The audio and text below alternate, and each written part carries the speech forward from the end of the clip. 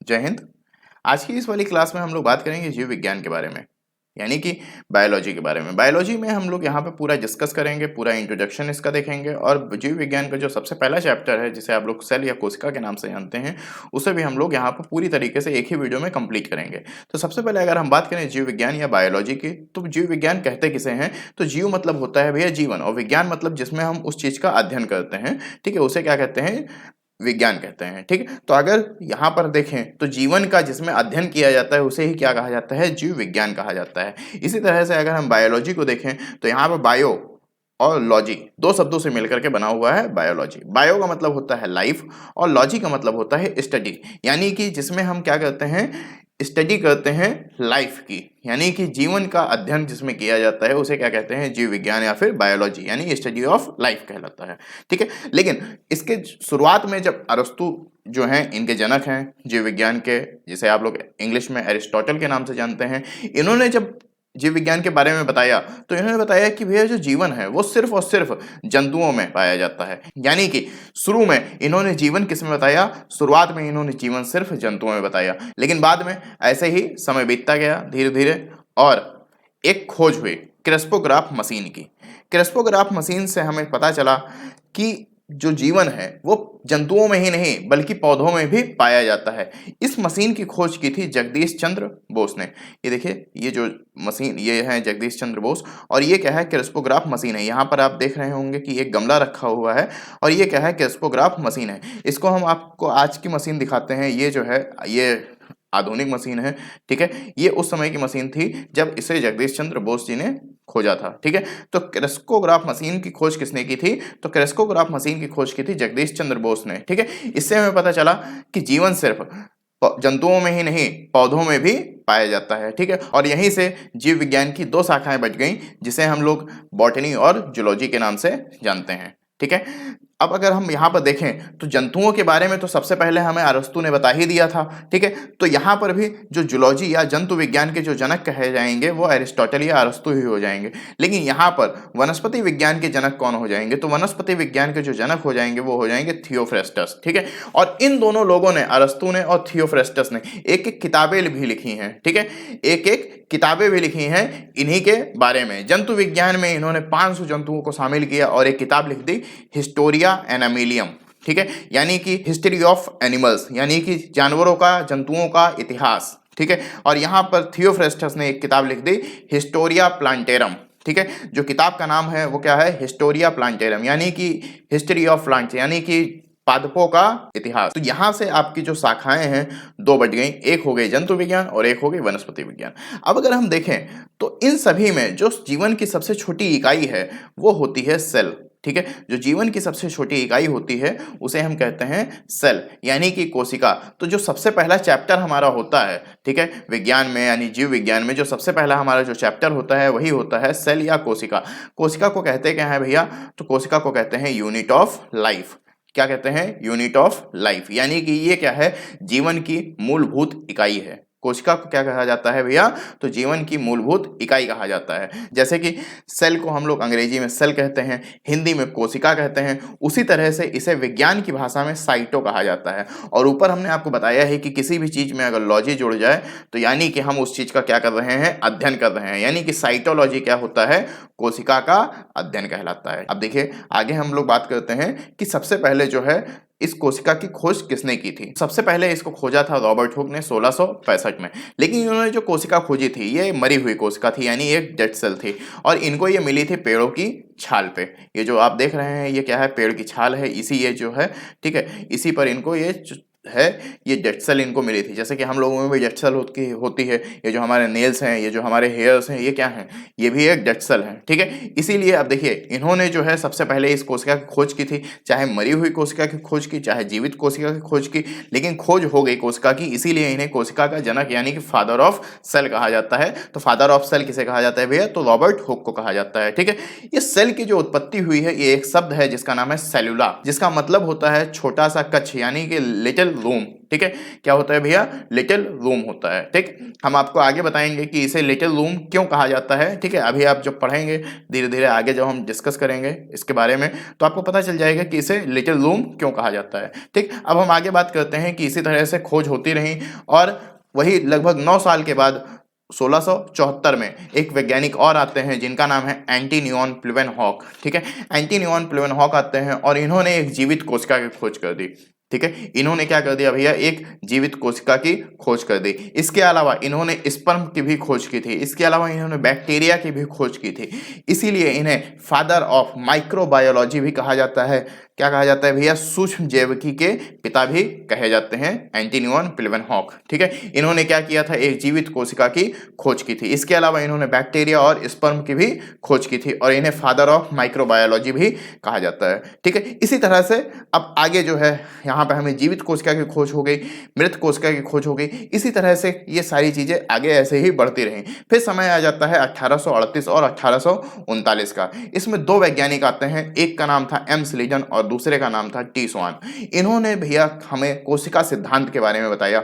इन्होंने बताया कि सभी जो पेड़ पौधे हैं, जितने भी जंतु हैं, ठीक है, ये सभी के सभी जो हैं ये किसी न किसी सेल से बने हुए हैं, यानी कि कोशिका से ही बने हुए हैं, यानी कि ये कोशिका जो है इनके जीवन की एक मूलभूत इकाई है। यानी कि इन्होंने क्या बताया अपने कोशिका सिद्धांत में कि सेल जो है ये जीवन की मूलभूत इकाई है, यानी कि यूनिट ऑफ लाइफ है। ठीक है, अब इसी तरह से और आगे हम चलते हैं और आगे होती है एक खोज और आते हैं एक वैज्ञानिक जिनका नाम है विर्चो। 1855 में एक वैज्ञानिक और आते हैं जिनका नाम है भैया विर्चो।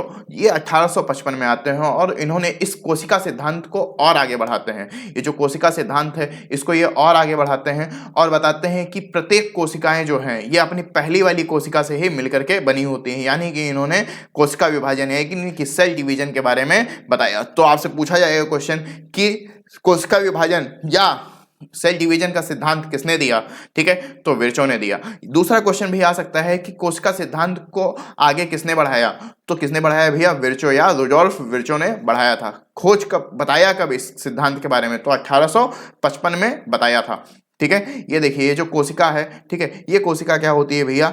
ये कोशिकाएं जो हैं बीच से टूट जाती हैं और ये एक कोशिका अलग हो जाती है और ये कोशिका एक अलग हो जाती है। ठीक है, इसी तरह से नई कोशिका का निर्माण हो जाता है, यानी कि यहाँ पर क्या हो जा रहे हैं? कोशिका का विभाजन हो जा रहा है। और फिर इसी तरह से समय बीतता गया और एक खोज हो गई 1940 में इलेक्ट्रॉन माइक्रोस्कोप की। जब इलेक्ट्रॉन माइक्रोस्कोप की खोज हुई तो हमें यह पता चला कि भैया ये जो इलेक्ट्रॉन माइक्रोस्कोप है, ठीक है, इससे हमें यह पता चला कि ये जो कोशिका है, कोशिका अकेले ये कोशिका ही सबसे छोटे, अभी तक हमको लगता था कि ये जो कोशिका है यही जो है सबसे छोटी है, लेकिन हमें जब इलेक्ट्रॉन माइक्रोस्कोप की खोज हुई तो इलेक्ट्रॉन माइक्रोस्कोप के खोज हो जाने के बाद हमें यह भी पता चलने लगा कि इन कोशिकाओं के अंदर भी इनके क्या पाए जाते हैं? अंग पाए जाते हैं, जिन्हें आप लोग माइटोकॉन्ड्रिया, गोल्जी काय, वैक्यूल्स, प्लास्टिड आदि के नाम से जानते हैं। ठीक है, ये सारे क्या हैं? इसी सेल के अंदर रखे हुए हैं, इसी सेल के अंदर क्या है?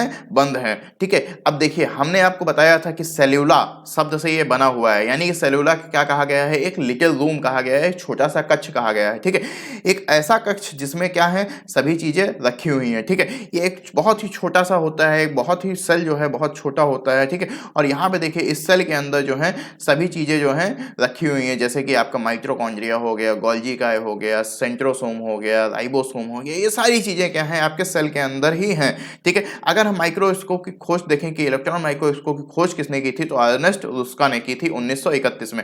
ठीक है, कहीं कहीं अर्नेस्ट रुस्का ना दे करके दूसरा नाम दे दे, व्लादिमीर ज्योरकिन दे देगा। इसके अलावा अगर पूछ ले कि भारत में इसकी खोज किसने की थी, तो एनएन दास गुप्ता ने की थी। भैया किसने की थी? एनएन दास गुप्ता ने की थी। ठीक है, और अगर हम क्लास 11th की एनसीईआरटी में जाते हैं तो क्लास 11th की एनसीईआरटी में जो है मैक्स नॉल और अर्नेस्ट रुस्का का नाम लिख करके आता है। ठीक है, तो अब आप लोग देख लीजिएगा जिस हिसाब से आपके पेपर में आएगा कि किसका नाम लिख करके आ रहा है। बाकी ये सारे नाम याद रखिएगा। भारत में इसकी खोज की थी एनएन दास गुप्ता ने, बाकी अर्नेस्ट रुस्का ही काफी हद तक लिख करके आता है क्वेश्चन में। ठीक है, लेकिन अगर मान लीजिए व्लादिमीर का नाम भी आ जा रहा है तो आप लोग ध्यान में रखिएगा और टिक मार दीजिएगा। ठीक है, ये है आपके इलेक्ट्रॉन माइक्रोस्कोप। ये जो आप लोग यहाँ पे डायग्राम देख रहे हैं ये क्या है? ये एक तरह का इलेक्ट्रॉन माइक्रोस्कोप है। ठीक है, अब हम बात करते हैं सेल की। ठीक है। यहाँ पे देखिए सेल के बारे में हमने बता दिया, खोज किसने की, मृत कोशिका किसको सबसे पहले मिली, जीवित कोशिका की खोज सबसे पहले किसने की, ठीक है। सारी चीजें हमने आपको बता दी, कोशिका सिद्धांत को किसने बताया, कोशिका सिद्धांत को आगे किसने बढ़ाया।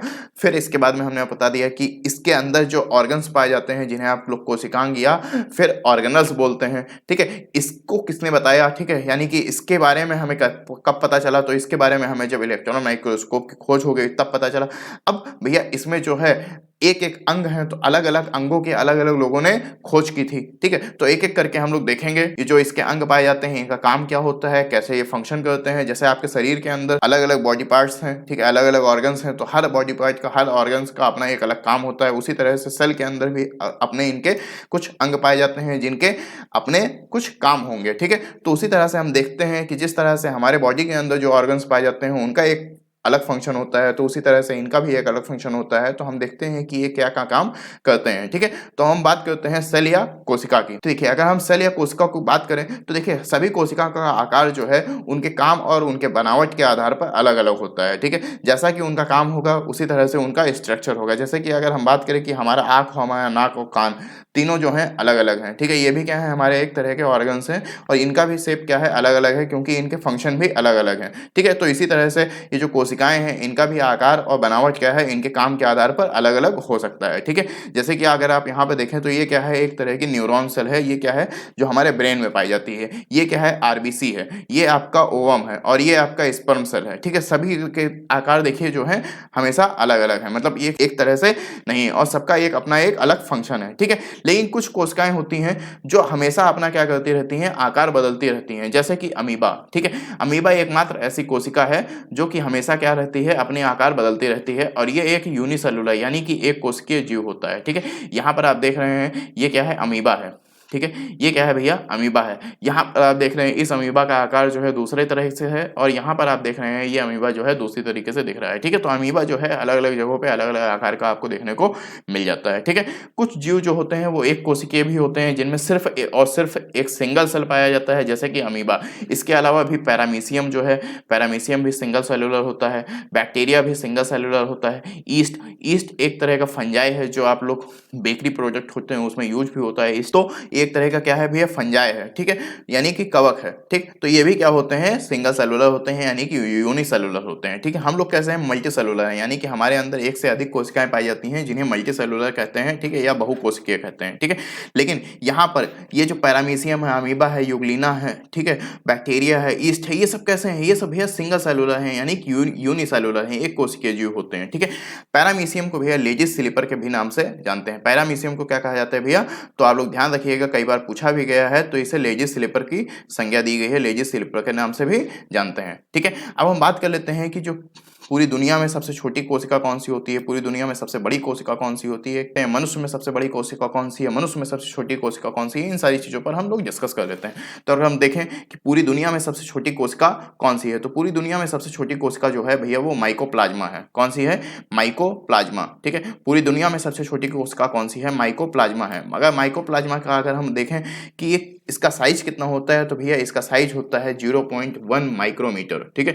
कितना होता है भैया, 0.1 माइक्रोमीटर होता है, और 1 माइक्रोमीटर बराबर होता है 10⁻⁻6 मीटर, ठीक है। यानी कि ये इतना छोटा होता है, ठीक है, बहुत ज्यादा छोटा होता है, और इसे जो है PPLO भी कहा जाता है, ठीक है। PPLO मतलब कि प्लूरोनिमोनिस लाइक ऑर्गेनिज्म, यानी कि ये क्या करता है, हमारे श्वसन तंत्र को क्या कर देता है, प्रभावित कर देता है, निमोनिया कर देता है, ठीक है। इसके अलावा इसमें जो है अगर हम बात करें तो यहाँ पर सेल वॉल यानी कि कोशिका भित्ति नहीं पाई जाती है, और ये एक तरह का क्या है भैया, बैक्टीरिया है। ये क्या है, एक तरह का बैक्टीरिया है, यानी कि एक तरह का जीवाणु है। माइकोप्लाज्मा को भैया पादप जगत का जोकर भी कहा जाता है। माइकोप्लाज्मा को क्या कहा जाता है, पादप जगत का जोकर भी कहा जाता है। ये चीज ध्यान रखिएगा, क्वेश्चन वही पूछा गया है कि पादप जगत का जोकर किसे कहा जाता है, तो माइकोप्लाज्मा को कहा जाता है। ये चीज आप लोग ध्यान में रखिएगा, ठीक है। अब अगर हम बात करें कि पूरी दुनिया में सबसे बड़ी कोशिका कौन सी है, तो पूरी दुनिया में सबसे बड़ी कोशिका है शुतुरमुर्ग का अंडा या फिर ऑस्ट्रिच एग, ठीक है। ये पूरी दुनिया में सबसे बड़ी कोशिका है। हम बात कर लेते हैं मानव में सबसे बड़ी कोशिका कौन सी है, मानव में सबसे छोटी कोशिका कौन सी है, इन सारी चीजों पर डिस्कस कर लेते हैं। तो यहाँ से भी क्वेश्चन कई बार बार पूछ लेता है और ये सारे क्वेश्चंस जो हैं ये आपको सीधे ही आपको नंबर दे देंगे, ठीक है। तो यहाँ पे सबसे पहले अगर हम देखें तो मानव में सबसे छोटी कोशिका कौन सी होती है, तो वो भैया है स्पर्म, यानी कि जो मेल का स्पर्म होता है वो है। अगर दूसरे पूछे कि दूसरी सबसे छोटी कोशिका कौन सी है, तो वो है आरबीसी, क्योंकि यहाँ पर स्पर्म का जो साइज होता है वो होता है 5 माइक्रोमीटर और आरबीसी का जो साइज होता है वो होता है 7.5 माइक्रोमीटर, ठीक है। यहाँ पर अगर हम देखें सबसे बड़ी कोशिका कौन सी होती है मानव की, तो वो है फीमेल का ओवम, जिसे आप लोग एक्सेल के नाम से भी जानते हैं, ठीक है। फीमेल का ओवम यानी कि एक्सेल, ये क्या है, मानव की सबसे छोटी कोशिका है। अगर हम सबसे लंबी कोशिका की बात करें तो सबसे लंबी कोशिका है न्यूरॉन यानी कि तंत्रिका कोशिका, ये आपके ब्रेन में पाई जाती है और इसकी लंबाई होती है लगभग 1.5 मीटर। कभी कभी क्वेश्चन पूछ लेता है कि किस कोशिका में सबसे तेज विभाजन होता है और किस कोशिका में विभाजन होता ही नहीं है, क्योंकि अभी हमने आपको बताया कि सेल के अंदर क्या होता है भैया, कोशिका सिद्धांत में हमने आपको बताया कि जितने भी जंतु हैं, जितने भी पेड़ पौधे हैं, उनमें क्या होता है भैया, कोशिकाओं का विभाजन होता है, ठीक है। तो यहाँ पर अब यहाँ पे आपसे पूछ लेगा कि भैया सेल ऐसी कौन सी कोशिका है जिसमें कोशिका विभाजन होता नहीं है, ठीक है। तो विभाजन रहित कोशिका कौन सी होती है, न्यूरॉन या ब्रेन सेल होती है, इसमें कोशिका विभाजन नहीं होता है। और आपसे कभी कभी पूछ लेता है कि सबसे तेज कोशिका विभाजन किसमें होता है, तो सबसे तेज कोशिका विभाजन जो है वो होता है आपके लीवर या फिर यकृत में। अब हम बात करते हैं कोशिका के अंगों के बारे में, जिसे आप लोग कोशिकांग या फिर ऑर्गेनल्स के नाम से जानते हैं, ठीक है। तो सबसे पहले अगर हम देखें तो सबसे पहले भैया हमें क्या मिलेगी, जो हम कोशिका देखेंगे तो सबसे पहले हमें कोशिका में मिलेगा झिल्ली उसकी, जिसे हम लोग कोशिका झिल्ली या फिर सेल मेम्ब्रेन के नाम से जानते हैं। इसे एक और नाम से जाना जाता है प्लाज्मा झिल्ली या फिर प्लाज्मा मेम्ब्रेन कहा जाता है, ठीक है। कभी कभी आपसे पूछ लेता है कि ये जो कोशिका झिल्ली है इसकी मोटाई कितनी होती है, तो भैया इसकी मोटाई होती है 25 एम स्ट्रॉन्ग से लेकर के 75 एम स्ट्रॉन्ग तक। ये जो है भैया ये सेमी परमिएबल होती है, ठीक है। सेमी परमिएबल कहने का मतलब है कि अर्ध पारगम्य झिल्ली होती है, ठीक है। कैसी होती है, अर्ध पारगम्य झिल्ली होती है, यानी कि इसमें कुछ पदार्थ अंदर जा सकते हैं और कुछ बाहर आ सकते हैं, ठीक है। जैसे कि CO2 और O2, CO2 क्या होता है, बाहर आता है, और O2 क्या होता है, अंदर जाता है, ठीक है।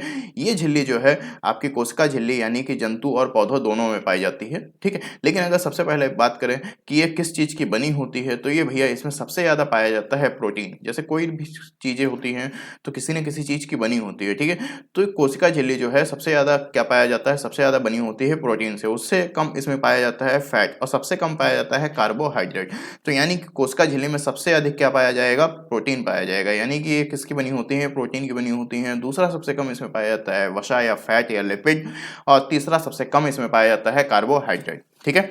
जो कोशिका के अंग हैं, ठीक है, वो सारे के सारे अंग इसी झिल्ली में रहते हैं, ठीक है। जैसे आपका माइटोकॉन्ड्रिया हो गया, ठीक है, गोल्गी काय हो गया, प्लास्टिड हो गया, लाइसोसोम हो गया, न्यूक्लियस हो गया, सेंट्रोसोम हो गया, राइबोसोम हो गया, ER हो गया। इस तरह से जितने भी कोशिका के अंग हैं वो सारे के सारे इसी के अंदर पाए जाएंगे, ठीक है। हमने आपको बताया कि इसके अंदर कुछ चीजें अंदर जाती हैं और कुछ चीजें बाहर आती हैं, यानी कि ये जो है अर्ध पारगम है, यानी कि ये इसमें क्या चीजें अंदर जाती हैं, तो CO2 और O2 का आदान प्रदान होता है, ठीक है। आपसे कभी कभी पूछ लेता है कि ये बनी किसकी होती हैं, ठीक है। तो देखिए ये तो बनी होती है प्रोटीन की, ठीक है, किसकी बनी होती है, प्रोटीन की बनी होती है। लेकिन कभी कभी क्या होता है, काफी अंदर जाकर के पूछ लेता है, तो इसको आप बता दीजिएगा कि एक किसकी बनी होती है, फॉस्फोलिपिड की बनी होती है, एक तरह का प्रोटीन और लिपिड से मिलकर के बनी है, ठीक है। यानी कि ये किसकी बनी है, फॉस्फोलिपिड की बनी होती है, ठीक है। लेकिन अगर इनमें भी सबसे ज्यादा क्या पाया जाता है, सबसे ज्यादा पाया जाता है प्रोटीन। बात आ गई समझ में, पूरा मिला करके क्या हो गया, फॉस्फोलिपिड हो गया, पूरा मिला करके फॉस्फोलिपिड। बात आ गई समझ में। अब देखिए अब हम बात करते हैं सेल वॉल या फिर कोशिका भित्ति की, ठीक है। सेल वॉल यानी कोशिका भित्ति, ये एक तरह की होता क्या है भैया कि एक झिल्ली तो थी ही, ठीक है, उस झिल्ली के ऊपर एक और झिल्ली लगा दी गई, उसी को क्या कहा जाता है, सेल वॉल या कोशिका भित्ति कहा जाता है। जैसे कि यहाँ आप देख रहे हैं एक व्हाइट कलर की आपको लेयर दिख रही होगी, फिर बाहर जो है एक ग्रीन कलर की लेयर दिख रही होगी, यानी कि व्हाइट कलर की ये जो लेयर है ये क्या है, आपकी सेल मेम्ब्रेन है। ये क्या है भैया, सेल मेम्ब्रेन है, ठीक है। और इसी झिल्ली के ऊपर एक और झिल्ली लग गई है जिसे क्या कहा जाता है, सेल वॉल कहा जाता है, हिंदी में इसे कोशिका भित्ति कहते हैं, ठीक है। ये क्या है, कोशिका झिल्ली के अलावा जो एक और झिल्ली लगी होती है उसे क्या कहा जाता है, सेल वॉल कहा जाता है। ये भैया बहुत ही कठोर होती है, यानी कि ये किसकी बनी होती है, ये किसी कठोर पदार्थ की ही बनी होगी, तभी तो इतनी कठोर होगी। तो ये बनी होती है भैया सेलुलोज की, किसकी बनी होती है, तो ये सेलुलोज की बनी होती है। और सेलुलोज जो है बहुत ही कठोर पदार्थ होता है, और ये करता क्या है भैया, तो ये पौधों को जो है दृढ़ता प्रदान करता है, पौधों को मजबूत बनाता है, पौधों को रिजिडनेस देता है, ठीक है।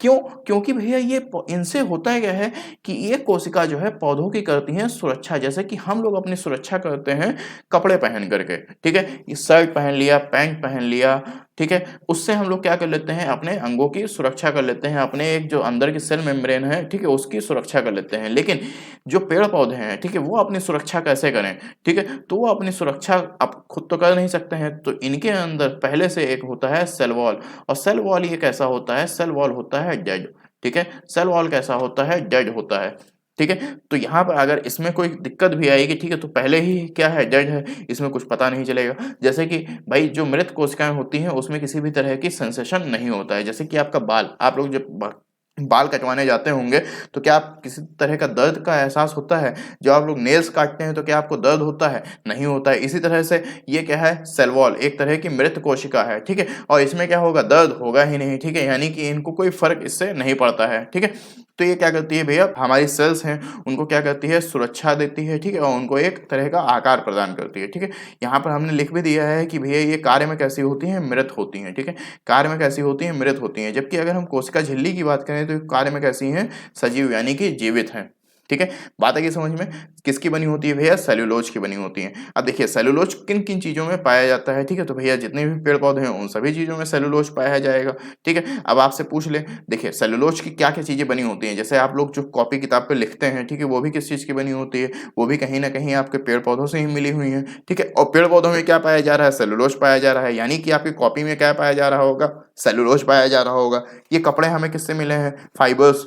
फाइबर्स आपको किससे मिले हैं? पेड़-पौधों से, ठीक है? तो पेड़-पौधों में भी सेल्यूलोज, तो यानी कि कपड़ों में भी सेल्यूलोज, लकड़ी में भी सेल्यूलोज, जो आप लोग चेयर पे बैठे हुए हैं लकड़ी की, ये भी क्या है? इसमें भी सेल्यूलोज है। तो जितनी भी चीज़ें पेड़-पौधों से हमें मिली हैं, उन सभी चीज़ों में सेल्यूलोज पाया जाएगा। अब देखिए, अब हम अगली बात करते हैं, और अगला है हमारा माइटोकॉन्ड्रिया। क्या है? माइटोकॉन्ड्रिया। माइटोकॉन्ड्रिया को भैया कॉन्ड्रियोसोम भी कहते हैं, ठीक है? माइटोकॉन्ड्रिया को क्या कहा जाता है? कॉन्ड्रियोसोम भी कहा जाता है। इसके अलावा इसे हिंदी में सूत्र कणिका भी कहते हैं, ठीक है? हिंदी में क्या कहते हैं भैया? इसे सूत्र कणिका भी कहते हैं। इसकी खोज की थी ऑल्टमैन ने। किसने खोज की थी भैया? ऑल्टमैन ने की थी, ठीक है? लेकिन इसका नामकरण किया था बेंडा ने। माइटोकॉन्ड्रिया के अंदर एक और परत पाई जाती है, ये आप जो देख रहे हैं, ठीक है? ये क्या है? इसकी एक इंटरनल लेयर है, यानी कि आंतरिक परत है, और आंतरिक परत को इसके क्रिस्टी कहा जाता है, ठीक है? आंतरिक परत को क्या कहते हैं भैया? क्रिस्टी कहते हैं, ठीक है? ये चीज़ ध्यान रखिएगा, पूछ लेता है क्वेश्चन में कि माइटोकॉन्ड्रिया की आंतरिक परत को क्या कहा जाता है? तो माइटोकॉन्ड्रिया की आंतरिक परत को क्रिस्टी कहते हैं, ठीक है? माइटोकॉन्ड्रिया के पास अपना खुद का डीएनए और खुद का राइबोसोम होता है, जिससे ये क्या करती हैं? अपने खुद के राइबोसोम से अपना खुद का क्या कर लेती हैं? प्रोटीन बना लेती हैं, यानी कि इन्हें अलग से प्रोटीन लेने की ज़रूरत नहीं होती है। ये खुद का अपना क्या कर देती हैं? प्रोटीन बना लेती हैं, क्योंकि उनके ऊपर ये जो आप छोटे-छोटे से देख रहे हैं, ये क्या है? राइबोसोम्स चिपके हुए होते हैं, ठीक है? इससे ये क्या कर लेती हैं? ये अपना खुद का प्रोटीन बना लेती हैं, ठीक है? माइटोकॉन्ड्रिया को आप लोगों ने सुना होगा कि माइटोकॉन्ड्रिया को कोशिका का ऊर्जा गृह भी कहा जाता है, या कोशिका का विद्युत गृह कहते हैं, या कोशिका का पावर हाउस कहा जाता है, ऐसा करके आप लोगों ने पढ़ा होगा, ठीक है? तो देखिए माइटोकॉन्ड्रिया में होता क्या है कि माइटोकॉन्ड्रिया को ऊर्जा गृह क्यों कहा जाता है? तो माइटोकॉन्ड्रिया में होता क्या है भैया कि ये जो माइटोकॉन्ड्रिया है, इसके अंदर एक क्रेब्स नाम की साइकिल चलती है, जो सिट्रिक एसिड की होती है, ठीक है?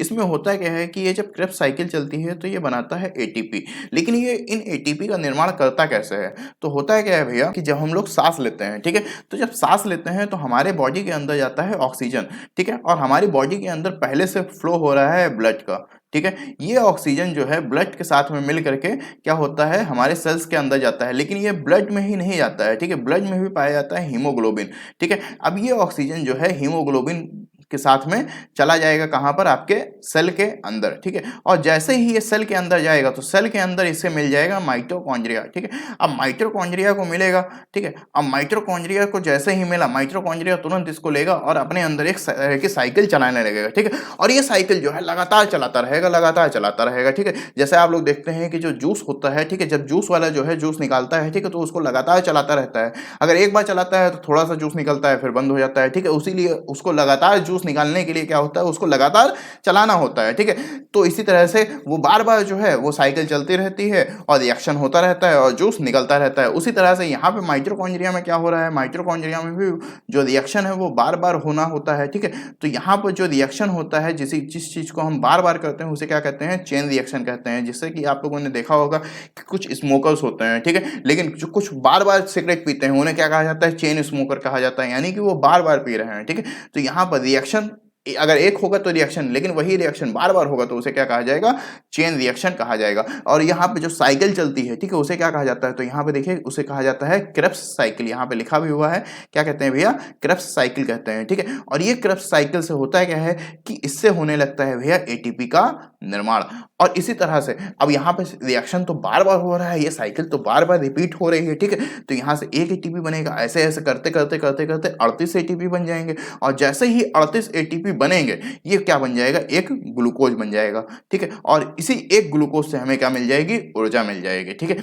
इसीलिए माइटोकॉन्ड्रिया को कोशिका का पावर हाउस, कोशिका का ऊर्जा गृह, विद्युत गृह, पावर प्लांट आदि के नाम से जानते हैं। अब देखिए आप लोगों को पता है कि हम क्या करते हैं, जब हम लोग सांस लेते हैं, श्वसन करते हैं, ब्रीद इन करते हैं, ठीक है, तो उसमें हम क्या चीज लेते हैं, एक गैस लेते हैं जिसे कहा जाता है ऑक्सीजन, ठीक है। तो अगर आपसे क्वेश्चन कहता है कि वह कौन सा कोशिकांग है जो श्वसन करता है, यानी कि जो ऑक्सीजन लेता है, क्योंकि आप लोग भी ऑक्सीजन सांस जब लेते हैं तो उसमें क्या चीज इनहेल करते हैं, तो आप लोग इनहेल करते हैं ऑक्सीजन को। तो यहाँ पे माइटोकॉन्ड्रिया भी किस चीज को इनहेल कर रहा है, ऑक्सीजन को इनहेल कर रहा है, ठीक है। यानी कि यहाँ पे कोशिका का कौन सा अंग है जो क्या करता है, श्वसन करता है, ब्रीदिंग करता है, तो वो है भैया माइटोकॉन्ड्रिया, ठीक है। बात आई समझ में। कह रहा है कोशिका के अंदर ऑक्सीजन को लेकर श्वसन का कार्य कौन करता है, तो भैया माइटोकॉन्ड्रिया ही करता है, ठीक है। कह रहा है कौन सा कोशिकीय अंग कोशिकीय श्वसन के लिए उत्तरदायी है, तो माइटोकॉन्ड्रिया। इस तरह से आपसे क्वेश्चन आ सकते हैं। ये सारे क्वेश्चन जो है पेपर में आए हुए हैं, इसलिए मैंने यहाँ पर आपको बता भी दिया कि इस तरह के क्वेश्चन आए। तो आगे हम बात करते हैं गोल्जी बॉडी या फिर गोल्जी काय की। देखिए गोल्जी काय की खोज किसने की थी, तो इसकी खोज की थी कैमिलो गोल्जी ने। यहाँ पर आप लोग इसका स्ट्रक्चर भी देख रहे होंगे कि ये दिखता कैसा है, ठीक है। होता क्या है भैया गोल्जी बॉडी, तो गोल्जी बॉडी भैया आपके कोशिका के अंदर ट्रांसपोर्ट का काम करता है। ये करता क्या है भैया, जहाँ पे जिस चीज की कमी होती है वहां पे उस चीज को ट्रांसपोर्ट करता है, वहां पे लेकर के उसको पहुंचाता है। जैसे कि आप लोगों ने देखा कि माइटोकॉन्ड्रिया क्या करता है, ऊर्जा का निर्माण कर रहा है। तो बॉडी में आपके क्या हो जाती है, अगर ऊर्जा की कहीं कमी हो जा रही है तो क्या करता है कैमिलो गोल्जी, ऊर्जा दे देता है। कहीं पे प्रोटीन की कमी हो जा रही है तो प्रोटीन दे देता है, कहीं कार्बोहाइड्रेट कमी हो जा रही है तो कार्बोहाइड्रेट देता है। इसी तरह से बॉडी के अंदर जितने भी तरह के न्यूट्रिएंट्स है, जितने भी तरह की चीजों की कमी होती है, उन सभी चीजों को लेकर के कौन जाता है, तो गोल्जी बॉडी लेकर के जाता है आपको जहां पे जिस चीज की कमी होती है। बात आ गई समझ में। गोल्जी बॉडी को जो है डीसीओसोम भी कहा जाता है, ठीक है। गोल्जी बॉडी को एक अलग नाम से भी जाना जाता है जिसे डीसीओसोम भी कहते हैं। आपसे अगर क्वेश्चन में पूछा है कि डीसीओसोम क्या काम करता है, तो ट्रांसपोर्ट का काम करता है, यह आप बता दीजिएगा, ठीक है।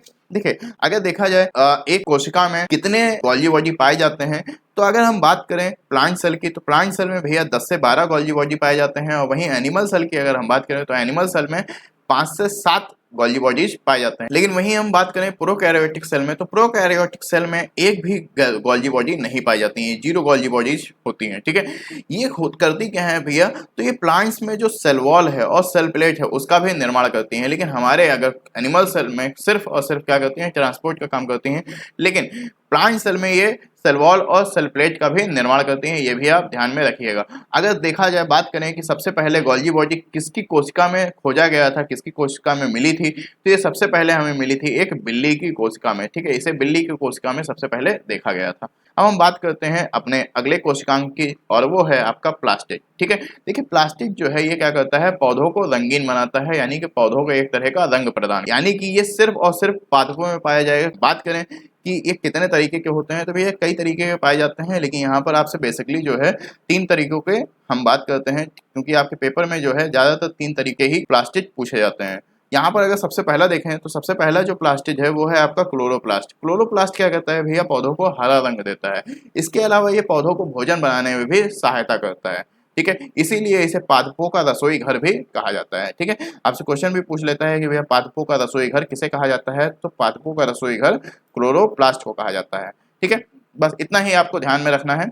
फिर अगला जो है आपका प्लास्टिक, वो है क्रोमोप्लास्ट, ठीक है। क्रोमोप्लास्ट क्या करता है, पौधों को रंगीन बना देता है। जैसे आप लोग देखते हैं कि टमाटर का रंग लाल हो गया, नींबू का रंग पीला हो गया, बैगन का रंग बैगनी हो गया, ठीक है, चुकंदर का रंग लाल हो गया। ये सब किस कारण से होता है, तो ये सब होता है क्रोमोप्लास्ट के कारण से, ठीक है। एक अगला प्लास्टिक आता है जिसको कहा जाता है ल्यूकोप्लास्ट। तो ल्यूकोप्लास्ट क्या करता है, तो ल्यूकोप्लास्ट पौधों को सफेद या फिर रंगहीन बना देता है। जैसे कि आप लोग देखते हैं मूली कैसी होती है, सफेद होती है। आलू आपका कलरलेस होता है, अदरक कलरलेस होता है, जड़ें कलरलेस होती हैं, ठीक है। तो ये क्या है, ल्यूकोप्लास्ट कहाँ पे पाए जाते हैं, जहां पे जिनका रंग सफेद या फिर उनका रंग क्या हो, रंगहीन हो, कलरलेस हो, ठीक है। अब अगला कोशिकांग की बात करते हैं, अगला कोशिकांग है आपका वैक्यूल्स, ठीक है। अगला क्या है भैया, वैक्यूल्स। वैक्यूल्स को हम लोग रसधानी के नाम से भी जानते हैं, ठीक है। किस नाम से जानते हैं भैया, रसधानी के नाम से भी जानते हैं। तो ये क्या काम करता है, तो ये करता है भैया वाटर को स्टोर, ठीक है, यानी कि जल संग्रहण का काम करता है। अगर हम बात करें कि प्लांट्स में, तो प्लांट्स की जो रसधानी होती है वो बड़ी होती है और चौकोर होती है, ठीक है। कैसी होती है भैया, चौकोर होती है। वहीं पे अगर हम बात करें जंतुओं की, तो जंतुओं की राजधानी छोटी होती है और इनका आकार जो होता है वो गोल होता है, ठीक है। तो जंतुओं की राजधानी गोल होने के साथ साथ छोटी होती है और पौधों की राजधानी चौकोर होने के साथ साथ कैसी होती है, बड़ी होती है। अगर हम बात करें कि शरीर में कितना जो है जल स्टोर होता है एक कोशिका के अंदर, यानी एक राजधानी में अगर बात करें कि जो हमारे राजधानी है हमारे शरीर के अंदर, उसमें कितना % जल स्टोर होगा, तो हमारी कोशिका में जो जल होता है वो कोशिका का 65% होता है, ठीक है। यानी कि राजधानी में कितना स्टोर करके रखा है हमारे शरीर में, तो 65% जल जो है वो स्टोर करके रखा है, ठीक है। वहीं पेड़ पौधों में जो है ये 50 से 90% तक होता है। यहाँ पर आप देख सकते हैं कि ये देखिए, ये क्या है, ये एनिमल्स की राजधानी है, और ये आप देख रहे हैं कि ये क्या है, चौकोर राजधानी है, जो कि किसकी है भैया, प्लांट सेल की है, ठीक है। ये कैसी है, ये चौकोर राजधानी है, ये किसकी है, प्लांट सेल की है। और यहाँ पे आप देख रहे हैं कि ये छोटी सी राजधानी किसकी है, एनिमल सेल की है, ठीक है। सबसे बड़ी राजधानी अगर प्लांट सेल में भी देखा जाए तो सबसे बड़ी राजधानी किसमें पाई जाती है, तो जो मरुस्थलीय पौधे होते हैं, यानी कि जिनको पानी की जरूरत सबसे ज्यादा होती है, उनकी राजधानी बहुत ज्यादा बड़ी होती है, जिनको जीरोफाइट्स भी कहते हैं। ये जीरोफाइट्स कहाँ पे पाए जाते हैं, जो शुष्क स्थान होते हैं, जो मरुस्थलीय एरिया होते हैं, जिनको मरुद्भिद नाम से भी जानते हैं, ठीक है। ये कहाँ पाए जाते हैं, शुष्क स्थानों पर पाए जाते हैं, जैसे कि कैक्टस आपका हो गया। कैक्टस में बहुत ज्यादा इनकी राजधानी जो होती है वो बहुत बड़ी होती है। पाइनएप्पल बहुत बड़ी राजधानी होती है इनकी, ठीक है। लेकिन कुछ ऐसे भी होते हैं जिनमें राजधानी होती ही नहीं है, ठीक है। जैसे कि आपकी जलोदभित यानी कि हाइड्रोफाइट, जो जल में रहते हैं भैया, ये ऑलरेडी किसमें है, पानी में ही है, तो इनको जल की जरूरत है ही नहीं, ठीक है। ये वाटर स्टोर करके करेंगे क्या, जब ये ऑलरेडी जल में है, ठीक है। जैसे कि हाइड्रोफाइट्स, हाइड्रोफाइट्स किस कहते हैं, ऐसे पौधे जो जल में पाए जाते हैं, ठीक है। यानी कि लोटस, कमल, कमल कहाँ पाया जाता है भैया, जल में पाया जाता है। इसमें होता क्या है, वैक्यूल्स अनुपस्थित होता है, क्योंकि भैया ये ऑलरेडी किसमें है, पानी में ही है। अब अगले ऑर्गेनल्स की हम लोग बात करते हैं, और अगला ऑर्गेनल्स है हमारा सेंट्रोसोम, जिसे आप लोग तारक काय के नाम से भी जानते हैं, ठीक है। भैया तारक काय क्या होता है, यानी कि सेंट्रोसोम क्या करता है, तो भैया सेंट्रोसोम करता है आपके बॉडी के अंदर सेल डिवीजन का काम।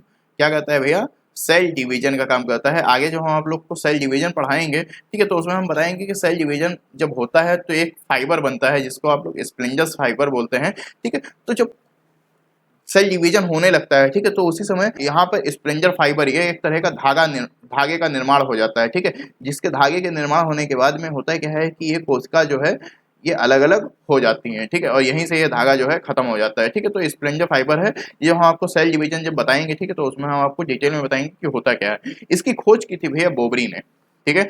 थियोडर बोबरी नाम था, तो बोबरी आप लोग याद रखिए बस, ठीक है। पीछे पीछे वाला नाम याद रख लिया करिए, आगे का नाम जरूरत नहीं है, ठीक है, क्योंकि अगर पीछे वाला नाम याद रहा तो आप लोग को ध्यान में रह जाएगा, ठीक है। आप ऑप्शन आएगा, आप लोग टिक मार देंगे, ठीक है। ऐसा कुछ नहीं है कि थियोडर बोबरी की जगह कुछ और नाम दे दिया जाए, ठीक है। तो बोबरी तो आएगा ही आएगा, ठीक है। और बेसिकली ज्यादातर अगर देखा जाए तो बोबरी ही नाम लिख करके आ जाता है, सिर्फ कि सेंट्रोसोम की खोज करने की थी तो बोबरी ही आपको अधिकतर मिल जाएगा, लेकिन हमने आपको पूरा नाम बता दिया है, थियोडर बोबरी, ठीक है। ये होता क्या है भैया, ये करता क्या है, तो सेल डिवीजन का काम करता है। हमने आपको जैसे कि बताया कि क्या काम करता है भैया, सेल डिवीजन का काम करता है।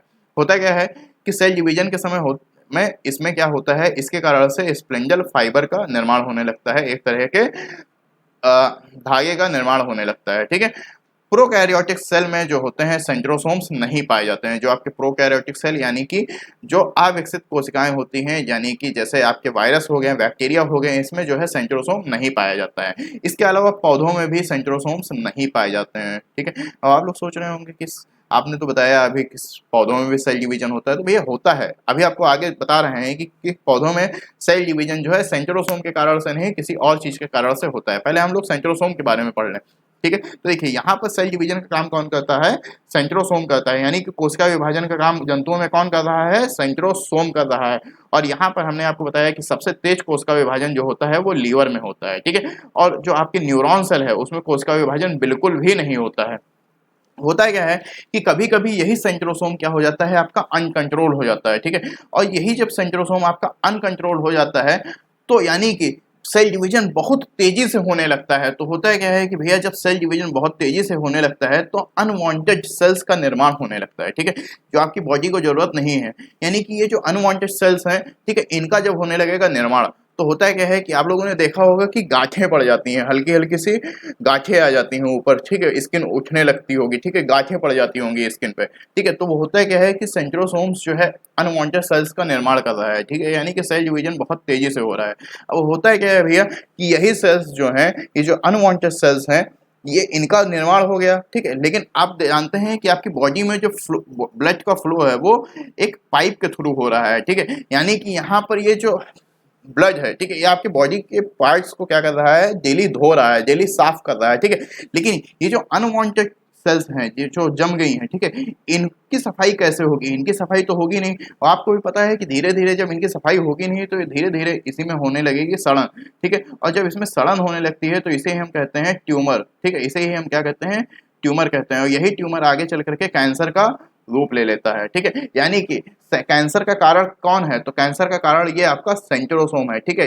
कब होता है? तो ये जब अनकंट्रोल हो जाता है, यानी कि सेल डिवीजन बहुत तेजी से कर देता है। और लोग सोच रहे होंगे कि सर लीवर में तो बहुत तेजी से होता है, लेकिन न्यूरॉन सेल जो कि आपकी ब्रेन सेल है, इसमें तो सेंट्रोसोम होता ही नहीं है, तो फिर ब्रेन में ट्यूमर होगा ही नहीं। लेकिन हमने तो सुना है ब्रेन ट्यूमर भी हो जाता है। तो भैया ब्रेन में जो होता क्या है कि ब्रेन में आपके 90% तो न्यूरॉन सेल पाए जाते हैं, लेकिन 10% में पाया जाता है ग्लियल सेल, ठीक है।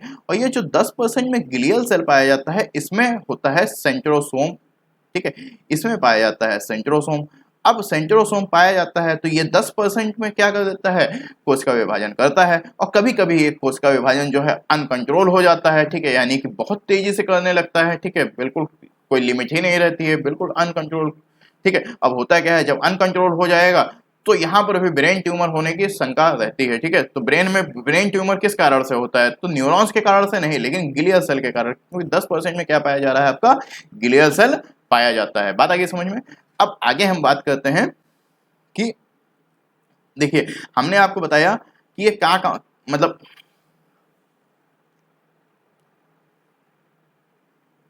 हमने आपको बताया कि भैया ये क्या करता है, सेंट्रोसोम कोशिका विभाजन का काम करता है। क्या करता है भैया? कोशिका विभाजन का काम करता है। लेकिन हमने जैसा कि आपको बताया कि प्लांट्स में तो ये पाया नहीं जाता है, तो प्लांट्स में कोशिका विभाजन का काम कौन करता है? सेल प्लेट करता है, ठीक है। कौन करता है भैया? सेल प्लेट करता है। यानी कि प्लांट्स में कोशिका विभाजन कौन करता है? सेल प्लेट करता है।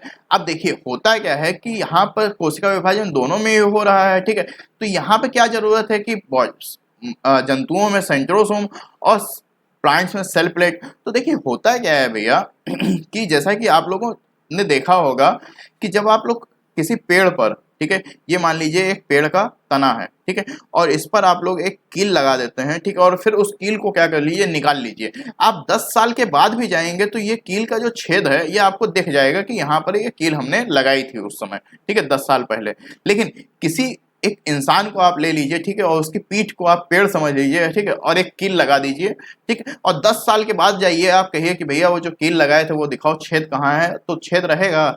नहीं रहेगा। क्यों? क्योंकि भैया ये सेंट्रोसोम है, ठीक है, ये सेंट्रोसोम क्या करता है, उस छेद को सही कर देता है, ठीक है, क्या कर देता है, उस छेद को सही कर देता है। यानी कि सेंट्रोसोम क्या कर रहा है, सेंट्रोसोम सेल डिवीजन, यानी कि यहाँ पर नई कोशिकाओं का निर्माण कर रहा है, ठीक है। लेकिन नई कोशिका को कौन सी? वो जो डैमेज हो चुकी कोशिकाएं उनको क्या कर रहा है, सही कर रहा है। लेकिन यहाँ पर जो सेल प्लेट है ये उनको पुनः निर्माण नहीं करता है, ठीक है। होता क्या है, ये नई नई शाखाओं का निर्माण करता है। जैसे आप लोग देखते हैं कि जब आप लोग एक कलम लगाते हैं गुलाब का, ठीक है, अपने एक डंडी खाली लगाते हैं, ठीक है, होता क्या है कि यहाँ पर पाया जा रहा है सेल प्लेट, धीरे धीरे धीरे ये बड़ा होते रहता है, ठीक है, और इसमें नई नई शाखाएं जो हैं निकलती रहती हैं, ठीक है, नई नई शाखाएं जो हैं निकलती रहती हैं। अब सोचिए अगर हमारे अंदर भी सेंट्रोसोम ना होकर के सेल प्लेट होता तो भैया पहली चीज तो जो डैमेज हो चुकी कोशिकाएं हैं उनका तो पुनर्निर्माण नहीं होता। दूसरी चीज, जब लड़का पैदा होता है तो आप लोग देखते हैं कि उसके भैया 2 हाथ, 2 पैर, 2 आंख, एक मुंह, ठीक है, ये सब होते हैं, ठीक। लेकिन वहीं जब ये लड़का बड़ा होता है, ठीक है, तो क्या होता है, 4 पैर, 8 पैर, 12 पैर, इसी तरह से शाखाएं बढ़ती चली जाती अगर सेल प्लेट होता, ठीक है।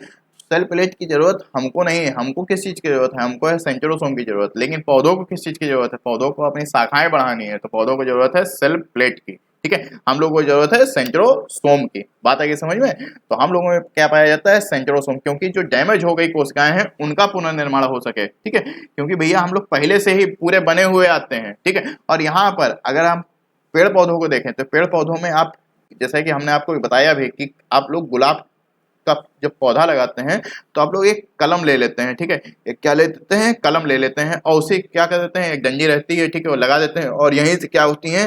धीरे धीरे इनकी शाखाएं निकलने लग जाती हैं। बात आई समझ में कि नहीं आई? ठीक है, तो यहाँ पे देखिए ये है सेंट्रोसोम। ये क्या है भैया?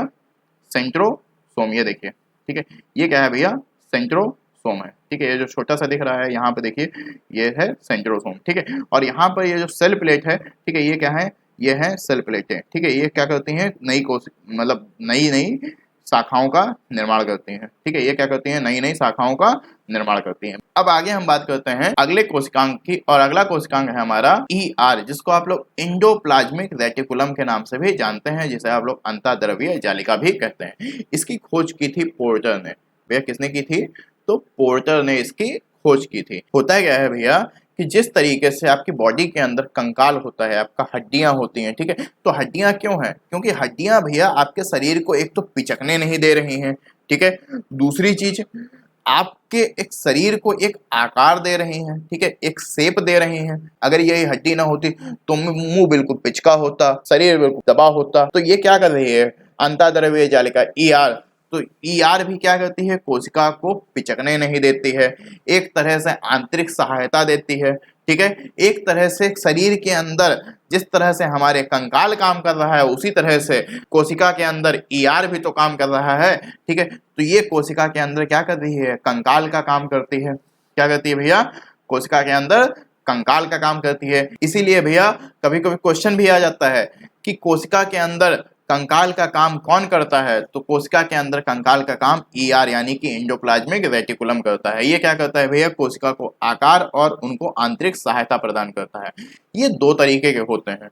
यहाँ पर जैसा कि आप लोग देख रहे हैं कि एक तो आप लोग को येलो कलर से दिख रहा होगा, ठीक है, और एक व्हाइट कलर से दिख रहा होगा। ठीक है, यहाँ पर जो ये व्हाइट कलर वाले दिख रहा है, यहाँ पर आप देख रहे हैं छोटे छोटे से ये दाने चिपके हुए हैं। ठीक है, ये खुरदरा होता है। ठीक है, ये कैसा होता है? खुरदरा होता है। यहाँ पर आप लोग देखें रफ लिखा हुआ है। ठीक है, और यहाँ ये वाला जो है, यहाँ पर आप देख रहे हैं कि कुछ भी नहीं चिपका हुआ है, यानी कि ये बिल्कुल सपाट चिकना है। ठीक है, तो इसलिए इसे क्या कहते हैं? स्मूथ कहते हैं। तो नाम हो जाता है रफ एंडोप्लाज्मिक रेटिकुलम यानी कि RER। हिंदी में कहते हैं खुरदरी अंतःद्रव्यीय जालिका। ठीक है, क्या कहते हैं? खुरदरी अंतःद्रव्यीय जालिका। और जो चिकनी वाली होती है उसे कहते हैं स्मूथ एंडोप्लाज्मिक रेटिकुलम यानी कि चिकनी अंतःद्रव्यीय जालिका। अब राइबोसोम करता क्या है? तो राइबोसोम भैया जो है वो प्रोटीन का निर्माण करता है। ठीक है, तो यहाँ पर जो RER है, RER के ऊपर क्या चिपके हुए हैं? राइबोसोम्स चिपके हुए हैं, जिसके कारण से ये क्या है? खुरदरी हैं। ठीक है, और यहाँ पर राइबोसोम्स चिपके हैं तो ये क्या कर रहे होंगे? प्रोटीन बना रहे होंगे। ठीक है, तो आपसे पूछ लेता है कि अंतःद्रव्यीय जालिका का कौन सा भाग प्रोटीन का निर्माण करता है? तो कौन सा भाग निर्माण करता है भैया? RER यानी कि खुरदरा वाला जो भाग है वो प्रोटीन का निर्माण करता है।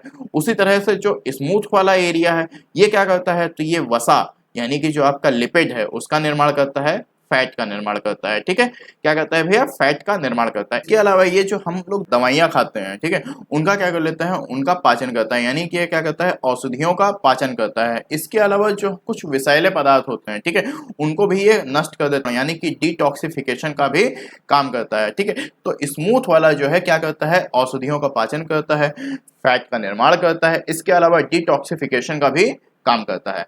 फिर अब आगे हम बात करते हैं राइबोसोम की। तो राइबोसोम जो है भैया कोशिका का सबसे छोटा कोशिकांग है, सबसे छोटा ऑर्गेनल्स है, और इसकी खोज की थी पैलेट या फिर एक्स रॉबिन्सन ने। ठीक है, कहीं कहीं पर एक्स रॉबिन्सन लिख करके आ जाता है और कहीं कहीं पर पैलेट लिख करके आ जाता है। दोनों एक साथ में अगर लिख करके आते हैं तो पैलेट मार दीजिएगा। ठीक है, और अगर अलग अलग आता है तो भैया पैलेट लिख करके आएगा या फिर रॉबिन्सन, जो भी आए वो मार दीजिएगा। ठीक है, अब देखिए राइबोसोम हमने आपको पहले ही बताया कि क्या काम करता है? प्रोटीन का निर्माण करता है। ठीक है, राइबोसोम क्या करता है भैया? प्रोटीन का निर्माण करता है। ठीक है, ये RNA और प्रोटीन का क्या होता है, एक कॉम्प्लेक्स लूप होता है, ठीक है, यानी एक जटिल लूप होता है, ठीक है। किसका किसका, आरएनए और प्रोटीन का क्या होता है, कॉम्प्लेक्स लूप होता है, इसीलिए हम लोग इसे क्या कहते हैं, राइबो न्यूक्लियो प्रोटीन भी कहते हैं, ठीक है। क्या कहते हैं भैया इसे हम लोग, राइबो न्यूक्लियो प्रोटीन भी कहते हैं। ये दो तरीके के होते हैं, एक होता है 70S वाला और एक होता है 80S वाला, ठीक है। 70S वाले जो होते हैं ये छोटे होते हैं आकार में, और 80S वाले जो होते हैं ये आकार में बड़े होते हैं। 70S वाले जो होते हैं इन्हें हम लोग प्रोकैरियोटिक कोशिकाओं में देखते हैं, ठीक है। जो आपके प्रोकैरियोटिक कोशिकाएं यानी कि जैसे जो वायरस वाली सेल्स हैं, बैक्टीरिया वाली सेल्स हैं, उसमें पाए जाते हैं। जैसे कोरोना वायरस में 70S वाला मिलेगा, ठीक है। और यूकैरियोटिक में हम लोग आते हैं, पेड़ पौधे आते हैं, ठीक है। तो हम लोगों में अगर राइबोसोम देखा जाए तो हम लोगों में 80S वाला मिलेगा, लेकिन वही कोरोना वायरस में कौन सा मिलेगा, तो 70S वाला मिलेगा। राइबोसोम अगर देखा जाए तो हमने आपको बता ही दिया कि छोटे छोटे से जो ये डॉट्स बने हुए हैं, ये जो आप लोग डॉट्स देख रहे हैं, ठीक है, ये क्या है, ये सब के सब राइबोसोम है। यहाँ देखिए ईआर पे भी चिपके हुए हैं, ठीक है, ये सब के सब क्या है, राइबोसोम है। एस का मतलब कभी कभी पूछ लेता है कि एस का मतलब क्या होता है, तो भैया एस का फुल फॉर्म होता है सेडिमेंटेशन कोफिशिएंट, ठीक है। खोज किसने की थी, तो खोज की थी भैया पैलेट या फिर एक्स रॉबिन्सन ने, दोनों नाम ध्यान में रखिएगा, ठीक है। अब इसके बाद अगला जो हमारा कोशिका का अंग आता है वो है न्यूक्लियस। न्यूक्लियस की खोज की थी भैया रॉबर्ट ब्राउन ने, ठीक है। इसकी खोज किसने की, तो इसकी खोज की रॉबर्ट ब्राउन ने, ध्यान रखिएगा। केंद्रक की खोज किसने की, तो रॉबर्ट ब्राउन ने की। बहुत बार ये क्वेश्चन पूछा गया है। देखिए जिस तरह से हमारे शरीर को ब्रेन कंट्रोल करता है, हमारी पूरी बॉडी पर कंट्रोल किसका होता है, ब्रेन का। जैसे सिग्नल आता है ब्रेन से कि हाथ उठाओ तो हाथ उठ जाता है, सिग्नल आता है ब्रेन से कि चलने का तो पैर हमारे चलने लग जाते हैं। यानी कि हमारी बॉडी को पूरी तरह से कंट्रोल करके कौन रखे हुए है, हमारा ब्रेन। उसी तरह से ये जो सेल है, इस सेल को कंट्रोल करके कौन रखता है, तो न्यूक्लियस रखता है। इसीलिए न्यूक्लियस को क्या कहा जाता है, कंट्रोलर ऑफ सेल कहा जाता है। जिस तरह से हमारी बॉडी को ब्रेन कंट्रोल करके रखता है, उसी तरह से सेल को कंट्रोल करके रखता है न्यूक्लियस, इसीलिए इसे ब्रेन ऑफ सेल भी कहते हैं, ठीक है। इसका जो हम अध्ययन करते हैं, यानी कि इसकी जो हम स्टडी करते हैं, वो हम करते हैं कैरियोलॉजी में, ठीक है। यानी कि स्टडी ऑफ न्यूक्लियस क्या कहलाता है, तो स्टडी ऑफ न्यूक्लियस कहलाता है कैरियोलॉजी। आप लोगों ने पढ़ा होगा कि भैया कंप्यूटर का दिमाग किसे कहा जाता है, तो सीपीयू को कहा जाता है, इसीलिए इसे कहा जाता है सेल का सीपीयू, न्यूक्लियस को कहा जाता है। कंट्रोलर ऑफ सेल किसे कहा जाता है, तो न्यूक्लियस को कहा जाता है। ब्रेन ऑफ सेल किसे कहा जाता है, तो न्यूक्लियस को कहा जाता है। ये प्रूफ भी हुआ कि इसे जो है ब्रेन ऑफ सेल क्यों कहा जाता है। तो हुआ क्या भैया, एक पौधा है जिसका नाम है एसिटाबुलेरिया, ठीक है। एसिटाबुलेरिया एक तरह का पौधा है, ये एक कोशिकीय पौधा है। और कभी कभी आपसे पूछ भी लेता है कि यूनिसेलुलर सेल में जो सबसे बड़ा पौधा होता है वो कौन सा है, तो एसिटाबुलेरिया ही है। एसिटाबुलेरिया एक कोशिकीय पौधा है जो सबसे बड़ा होता है, ठीक है। ये जो है आप लोग देख रहे होंगे, ये क्या है, एसिटाबुलेरिया है, ठीक है। ये जो हाथ में लिए हुए है छोटा सा, ये क्या है, एसिटाबुलेरिया है। देखिए हम लोगों में पाया जाता है यूकैरियोटिक, प्लांट्स में पाया जाता है यूकैरियोटिक सेल, लेकिन जो वायरस होते हैं, बैक्टीरिया होते हैं, उनमें पाया जाता है प्रोकैरियोटिक सेल। और प्रोकैरियोटिक जो सेल होते हैं उनमें न्यूक्लियस नहीं पाया जाता है। न्यूक्लियस की जगह होता है क्या है उसमें, तो न्यूक्लियस की जगह उसमें क्रोमैटिन पाया जाता है, ठीक है। और इनका जो न्यूक्लियस होता है उसमें न्यूक्लियर मेम्ब्रेन भी नहीं होती है। अगर हम देखें तो न्यूक्लियस जो है, न्यूक्लियस बेसिकली 4 भागों में बटा हुआ होता है। न्यूक्लियस के कितने भाग होते हैं, बेसिकली 4 भाग होते हैं, ठीक है। एक होता है केंद्रक कला, एक होता है न्यूक्लियोप्लाज्म, एक होता है न्यूक्लियोलस और एक होता है क्रोमैटिन। क्रोमैटिन जो है एक तरीके का धागा होता है, ठीक है। और यही आगे चल करके क्या हो जाते हैं, जब ये सेल डिवीजन होता है तो सेल डिवीजन के समय ये क्या होने लगते हैं, सिकुड़ने लगते हैं, ठीक है, पास पास आने लगते हैं, ठीक है। और यही क्या हो जाते हैं, क्रोमोसोम्स हो जाते हैं, ठीक है। जैसे कि यहाँ पर ये जो आप लोग यहाँ पे धागा देख रहे हैं, ये क्या है, यही है आपका क्रोमैटिन, ठीक है। यही क्या है, आपका क्रोमैटिन है, ठीक है। इसको थोड़ा सा हम जूम करके आपको दिखाते भी हैं। देखिए थोड़ा सा यहाँ पे जूम किया और आप लोग देख सकते हैं, यहाँ पे आपको दिख रहा है क्रोमोसोम की तरह, ठीक है। क्रोमोसोम्स कैसे होते हैं, ठीक ऐसे ही तो होते हैं, ठीक है, एक्स शेप के। तो ये एक एक्स शेप का बन रहा है, यहाँ पे भी देखिए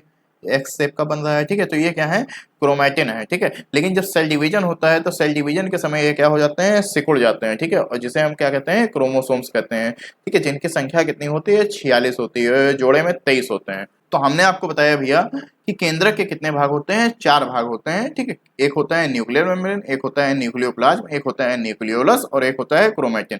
तो सबसे पहले हम बात करते हैं न्यूक्लियर मेम्ब्रेन की। तो भैया न्यूक्लियर मेम्ब्रेन क्या होता है कि जो ये जो आपकी ऊपर की लेयर होती है, ठीक है, इसे ही क्या बोलते हैं, न्यूक्लियर मेम्ब्रेन बोलते हैं, ठीक है।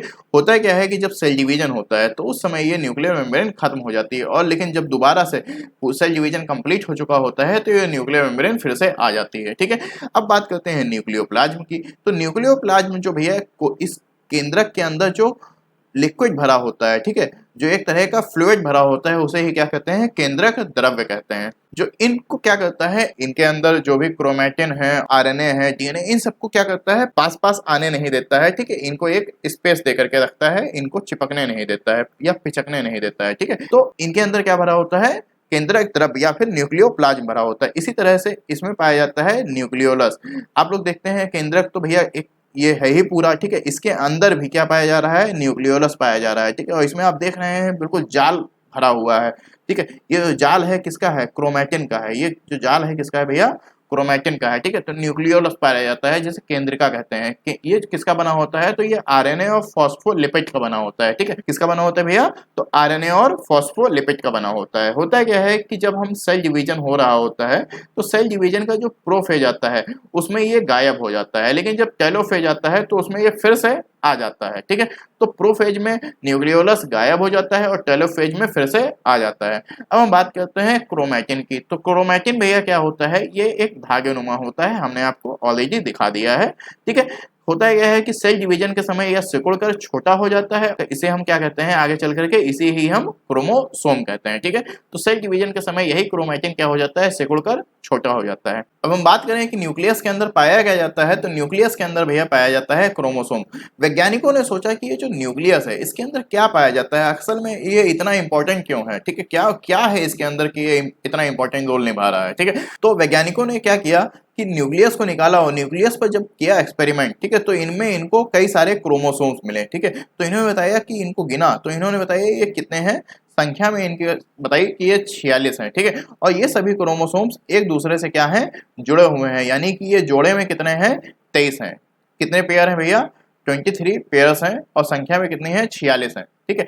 अब वैज्ञानिकों को फिर भी इनसे सेटिस्फैक्शन नहीं हुआ, ठीक है। तो इन्होंने क्या किया, इस जो क्रोमोसोम है, ठीक है, इसको क्या कर दिया, यहाँ से काट दिया, ठीक है। जब यहाँ से इसको काटा तो इन्होंने देखा ये धागेनुमा संरचना निकल रही है, ठीक है। और इसी धागे को इन्होंने खींचा, ठीक है, ये खींचते चले गए, ठीक है। और जब इसको खींचते चले गए तो आप देख रहे हैं कि ये धागा जो है ऐसे ऐसे खींचते खींचते किसका रूप ले रहा है, एक तरह से डीएनए का रूप ले रहा है, ठीक है। तो इसमें इन्होंने देखा कि पहले ये देखिए एक ही हेलिक्स बना हुआ है, और ये अब क्या है, डबल हेलिक्स में आ रहे हैं, ठीक है। तो इसमें क्रोमोसोम्स में क्या पाया जा रहा है, डीएनए भी पाया जा रहा है और आरएनए भी पाया जा रहा है, ठीक है। और यही जो डीएनए है आपका कई सारा ऐसे बटा हुआ है, ठीक है। अगर इन्हीं को हम क्या कर दें, एक इसका पार्ट जो है इतना निकाल लें, ठीक है, इसी को क्या कहा जाता है, जीन कहा जाता है, ठीक है। तो इसके अंदर जीन्स भी पाए जाते हैं, ठीक है। तो न्यूक्लियस के अंदर क्या पाया जाता है, तो न्यूक्लियस के अंदर क्रोमोसोम पाए जाते हैं। वहीं अगर आपसे पूछ ले क्रोमोसोम के अंदर क्या पाया जाता है, क्रोमोसोम के अंदर डीएनए पाया जाता है, आरएनए पाया जाता है, उसके अलावा जीन्स पाए जाते हैं। अब देखिए भैया, अगर हम बात करें यहाँ पर ये जो न्यूक्लियस है, ठीक है, न्यूक्लियस में आप यहाँ पे देख रहे हैं कई सारे छोटे छोटे से डॉट्स हैं, ठीक है। ये डॉट्स किसके हैं, ये सब है प्रोटीन के डॉट्स, ठीक है, राइबोसोम्स हैं, ठीक है।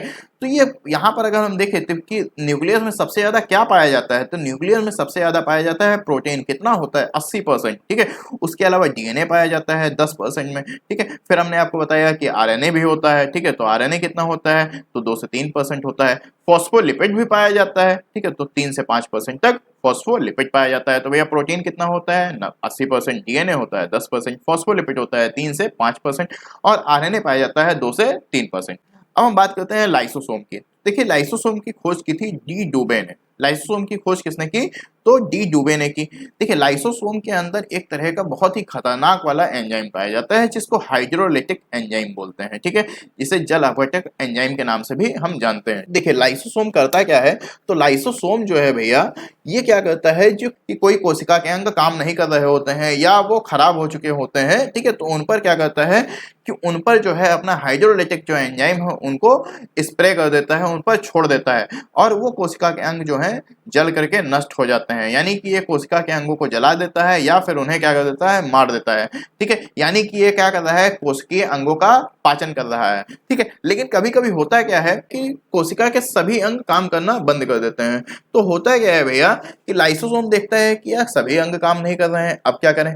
एक-एक के ऊपर स्प्रे करने से अच्छा है, कोई काम नहीं कर रहा है तो पूरा ही स्प्रे अपने आप को ही फाड़ दो, सबके ऊपर एकदम से आ जाएगा, ठीक है। तो ये क्या करता है, सबके ऊपर एक पर्टिकुलर स्प्रे ना करके अपने आप को ही क्या कर देता है, ब्लास्ट कर देता है, ठीक है। और इसके अंदर का जो हाइड्रोलाइटिक एंजाइम है वो सभी कोशिका के अंगों पर पड़ जाते हैं, ठीक है। जिससे कि क्या है, सभी कोशिका के अंग मर जाते हैं और साथ ही साथ होता है क्या है, ये भी खत्म हो जाता है, ये भी जल जाता है, ठीक है। तो इसीलिए इसे क्या कहा जाता है, आत्महत्या की थैली भी कहा जाता है। इसीलिए इसे क्या कहा जाता है, आत्महत्या की थैली या फिर सुसाइड बैग भी कहा जाता है। ये क्या कर देता है, अपने आप को ब्लास्ट कर देता है, इसीलिए इसे क्या कहते हैं, एटम बॉम्ब भी कहते हैं, ठीक है। ये क्या कर लेता है, कोशिकीय अंगों का पाचन कर लेता है, ठीक है। इसीलिए इसे कोशिकीय पाचन भी कहा जाता है। हमने आपको बताया कि इसके अंदर 24 तरह के एंजाइम्स पाए जाते हैं, ठीक है। कितने तरह के एंजाइम्स पाए जाते हैं भैया, 24 तरह के एंजाइम्स पाए जाते हैं, जिसमें प्रोटीज है, न्यूक्लियज है, लाइपेज है, फॉस्फेटेज है, राइबोन्यूक्लियज है, डीऑक्सीराइबोन्यूक्लियज है। इस तरह से कई सारे एंजाइम्स जो हैं इसके अंदर पाए जाते हैं, ठीक है। होता है क्या है भैया, लाइसोसोम जो है हमारा सेल डिवीजन में भी बहुत ज्यादा हेल्प करता है। होता है क्या है कि जब कोशिका, भाई सेल डिवीजन का काम हमारे शरीर के अंदर कब होगा, जब ये कोशिका, मान लीजिए इतनी कोशिका है, ठीक है, तो ये कोशिका इधर वाली खराब हो गई, ठीक है, तो लाइसोसोम क्या करेगा, इस कोशिका को पहले हटाएगा, पहले इन कोशिकाओं को मारेगा, तभी तो नई कोशिका का यहाँ पर निर्माण होगा, ठीक है। जैसे एक घर है आपका, ठीक है, अब उस घर को आपको बनवाना है, ठीक है, तो ये पहले ये जो डैमेज हुआ घर है, ठीक है, इसको आप क्या करेंगे, तोड़ करके हटाएंगे ना इसको, तभी तो नए घर का निर्माण होगा। उसी तरह से ये जो आपके अंदर पहले से कोशिका बनी हुई है, तो लाइसोसोम पहले इन कोशिका को नष्ट करेगा, ठीक है, इन कोशिकाओं को वहां से हटाएगा, फिर उसके बाद में सेंट्रोसोम जो है नई कोशिका का निर्माण करेगा। यानी कि ये क्या कर रहा है भैया, आपके सेल डिवीजन में भी हेल्प कर रहा है, ठीक है। ये क्या कर रहा है, सेल डिवीजन में भी आपका हेल्प कर रहा है, ठीक है। लेकिन होता है क्या है भैया, कि जो आपकी आरबीसी होती है, ठीक है, आरबीसी में तो लाइसोसोम पाया नहीं जाता है, ठीक है। जो आपकी आरबीसी होती है, आरबीसी में लाइसोसोम नहीं पाया जाता है, ठीक है। अब आरबीसी का आपको पता है कि आरबीसी का जो जीवन काल होता है, यानी कि जो ब्लड है उसका जीवन काल होता है 120 दिन का, ठीक है।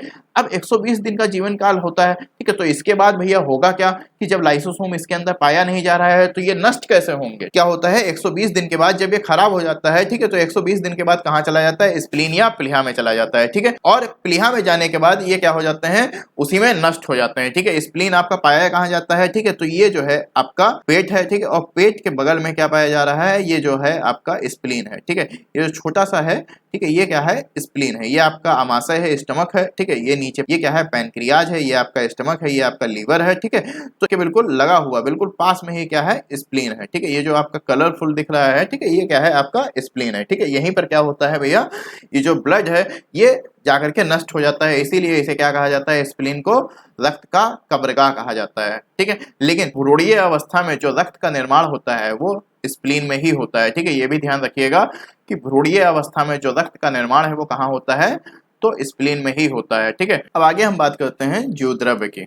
ये देखिए ज्योद्रव्य जो है ये कलरलेस होता है, ठीक है। ज्योद्रव्य कैसा होता है भैया, कलरलेस होता है, यानी कि रंगहीन होता है।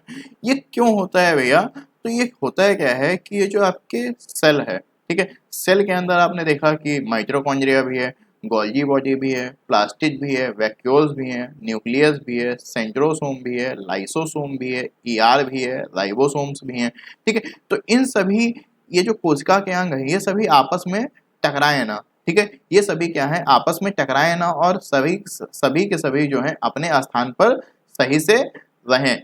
तो इसके लिए क्या होता है, इनके अंदर एक लिक्विड भरा होता है, ठीक है।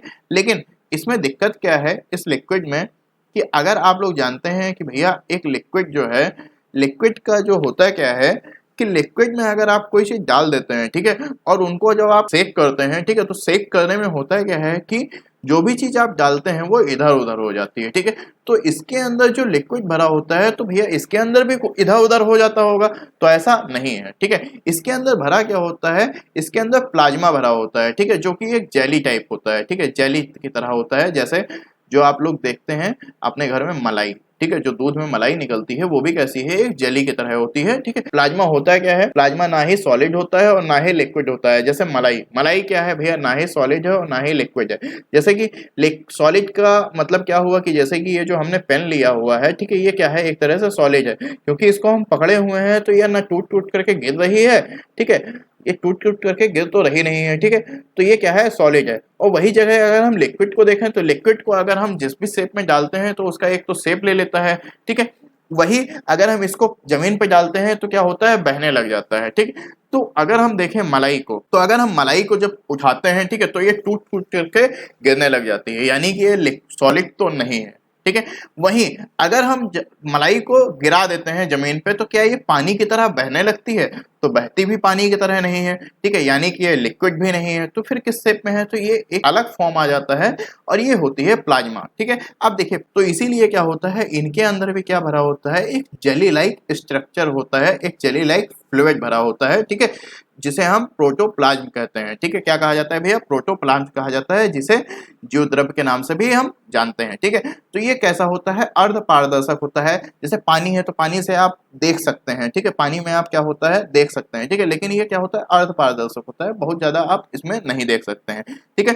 कैसा होता है, चिपचिपा होता है, और ये एक तरह का तरल पदार्थ होता है, जिसे हम क्या कहते हैं, प्रोटोप्लाज्म कहते हैं। इसकी खोज की थी भैया डुजार्डिन ने। खोज किसने की थी, जोडार्जिन ने की थी, लेकिन इसका नाम रखा था पुरकिंजे ने। क्या है भैया, कि जीवद्रव्य के द्वारा कोशिकाओं के अंगों का निर्माण होता है। होता है क्या है भैया, कि जब वैज्ञानिकों ने सोचा ये सेल जो है काम कैसे करता है, ठीक है, तो इन्होंने सोचा कि सेल को जो पावर है वो किससे मिल रही है, माइटोकॉन्ड्रिया से मिल रही है, ठीक है, तो क्यों ना करके हम माइटोकॉन्ड्रिया को अगर हम निकाल दें, ठीक है, तो सेल काम करना बंद कर देगा, ठीक है। तो भैया इन्होंने जब माइटोकॉन्ड्रिया को निकाल दिया तो सेल तो तभी काम कर रहा था, क्योंकि यहाँ पर जो है इसको राइबोसोम से भी ऊर्जा मिल जा रही थी, न्यूक्लियस के पास भी प्रोटीन था, ठीक है, और आपको पता है कि प्रोटीन से हमें क्या मिल जाती है, थोड़ी बहुत ऊर्जा जो है प्रोटीन से हमें मिल जाती है, ठीक है। तो माइटोकॉन्ड्रिया को निकालने से इतना बहुत बड़ा काम नहीं हुआ, ठीक है।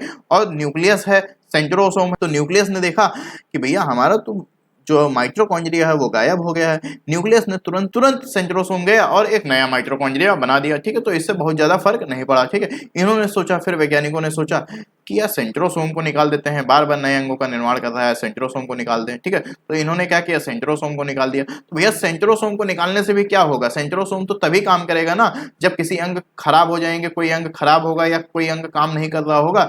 अब हुआ क्या, वैज्ञानिकों ने सोचा कि चलो ठीक है, न्यूक्लियस को निकाल देते हैं, ठीक है, न्यूक्लियस ही सबको सिग्नल दे रहा है, यही कंट्रोल करके रखे हुए है सबको, ठीक है, तो न्यूक्लियस को निकाल दिया। तो क्या आपके अगर ब्रेन जो है, आपका ब्रेन जब खराब हो जाता है तो आदमी क्या होता है, पागल हो जाता है, ठीक है, मरता नहीं है, ठीक है। तो यहाँ पे हुआ क्या, जब इन्होंने न्यूक्लियस को निकाल दिया, ठीक है, तो ये क्या हुआ, न्यूक्लियस पे कोई मतलब सेल के ऊपर कोई फर्क पड़ा, सेल के ऊपर कोई फर्क नहीं पड़ा, ठीक है, न्यूक्लियस को निकालने से सेल के ऊपर कोई फर्क खास नहीं पड़ा, ठीक है। अब वैज्ञानिकों ने सोचा कि यार क्या करें, सारे चीजों को देख लिया है, ठीक है, अब करेगा। तो इन्होंने किया क्या कि ये जो इसके अंदर ये जो तरल पदार्थ भरा हुआ था, ठीक है, इसको क्या किया, पूरा सक कर लिया और इसे पूरा निकाल लिया, ठीक है। जब इसे पूरा निकाल लिया, ठीक है, तो इन्होंने देखा कि ये सारे जो कोशिका के अंग हैं, ये सारे के सारे क्या हो गए, सूख गए, और सूख कर एक एक सेल की डेथ हो गई, ठीक है। तभी इन्होंने कहा, इसे नाम रखा जीव द्रव्य, यानी कि एक ऐसा द्रव्य जो क्या दे रहा है, कोशिका के अंगों को जीवन दे रहा है, ठीक है। तो ये सब काम किसने किया था, ये सब काम किया था पुरकिंजे ने। पुरकिंजे ने ही इसका तब नामकरण रखा, ठीक है, नहीं तो इसका तो नाम पहले बायोब्लास्ट था, ठीक है। पहले इसको किस नाम से जानते थे, तो इसको बायोब्लास्ट के नाम से जानते थे पहले, ठीक है।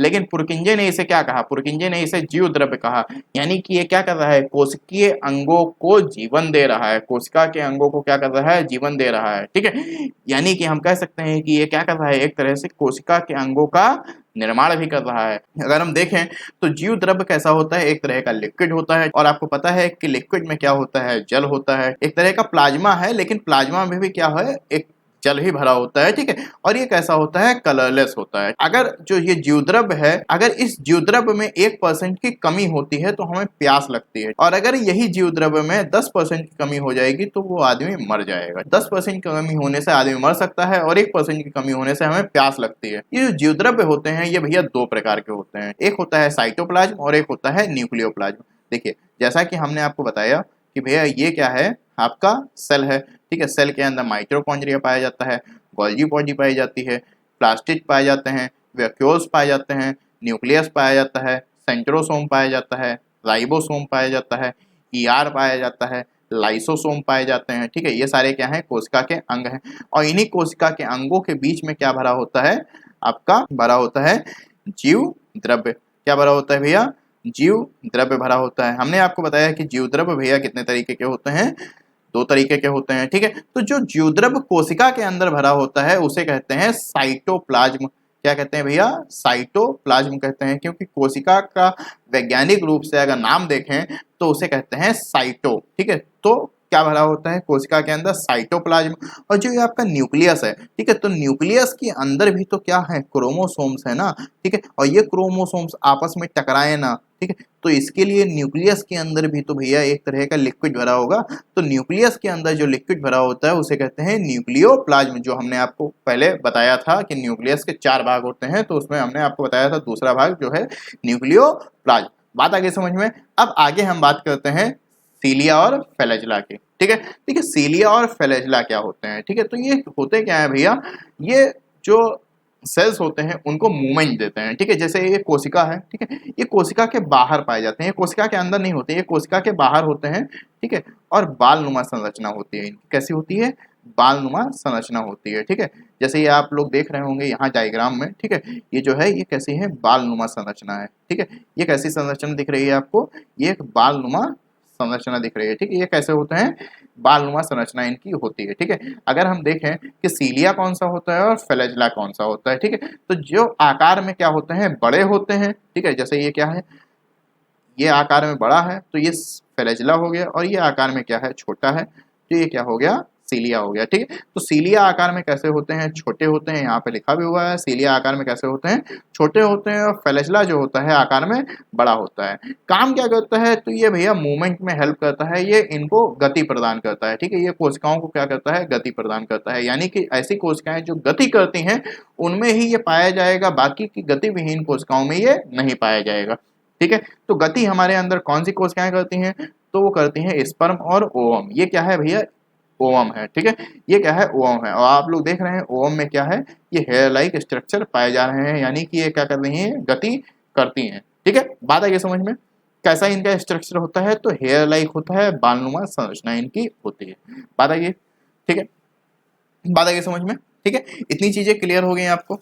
अब हम देख लेते हैं। देखिए जो सेल है, ये हमने आपको पूरा जो सेल था, सेल के बारे में हमने आपको पूरी चीजें बता दी, ठीक है। कौन कौन से अंग पाए जाते हैं, क्या क्या काम होते हैं, इनकी खोज किसने की थी, जो भी चीजें थी सारी चीजें हमने आपको बता दी, ठीक है। देखिए न्यूक्लियस के अंदर हमने आपको बताया क्रोमोसोम, डीएनए, आरएनए, जीन्स। तो ये एक जेनेटिक्स का टॉपिक हो जाता है। और जो हम आपको जेनेटिक इन्फॉर्मेशन पढ़ाएंगे तो जेनेटिक इन्फॉर्मेशन में हम आपको बताएंगे कि क्रोमोसोम्स क्या होते हैं, डीएनए क्या होते हैं, आरएनए क्या होते हैं, इनके काम क्या होते हैं, जीन्स क्या होती है, जीन थेरेपी क्या होती है, ठीक है। ये सारी चीजें हम आपको जेनेटिक इन्फॉर्मेशन में बताएंगे, ठीक है। अब हम बात करते हैं डिफरेंस की, कि एनिमल सेल और प्लांट सेल में डिफरेंस क्या होता है, ठीक है। तो अगर हम एनिमल सेल को देखें तो एनिमल सेल जो होता है आकार में छोटा होता है और गोल होता है। वहीं प्लांट सेल जो होता है आकार में बड़ा और चौकोर होता है। इनके अंदर वैक्यूल्स पाए जाते हैं, यानी कि राजधानियां पाई जाती हैं। तो एनिमल सेल की जो राजधानी होती है वो गोल होती है और छोटी होती है। वहीं प्लांट सेल की राजधानी जो होती है बड़ी होती है और चौकोर होती है।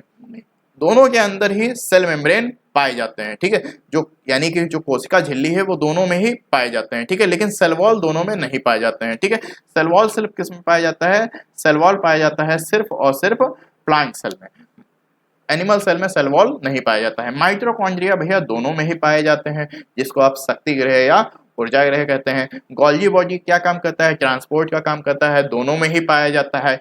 ईआर दो तरीके के होते हैं, एक होता है एसईआर और एक होता है आरईआर, जो कि फैट और प्रोटीन का निर्माण करता है। आरईआर प्रोटीन का और एसईआर फैट का, ठीक है। तो ये दोनों में ही पाए जाते हैं, ठीक है। राइबोसोम हमारे अंदर कौन से पाए जाते हैं? राइबोसोम दो तरीके के होते हैं, एक 70S और एक 80S। 80S यूकैरियोटिक में पाए जाते हैं, यानी कि 80S हमारे अंदर भी पाए जाएंगे, यानी जंतुओं में भी पाए जाएंगे और प्लांट्स में भी पाए जाएंगे, ठीक है। हमारे अंदर सेल डिवीजन के लिए सेंट्रोसोम होता है और पौधों में सेल डिवीजन के लिए सेल प्लेट होता है।